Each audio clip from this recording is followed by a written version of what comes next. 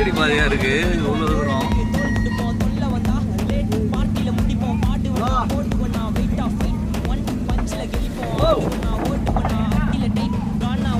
கண்ணேற்ற போறான் இது கிளங்காடியா கண்ணேற்ற போறான் ஏத்த போறேன் இப்பதான்.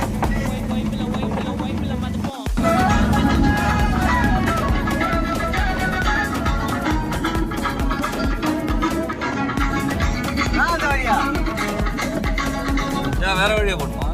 தீபாவளி வழியாலே போலாம். ஏன் தீபாவளி வழியாலே போலாமே? அதெல்லாம் கிட்டடா.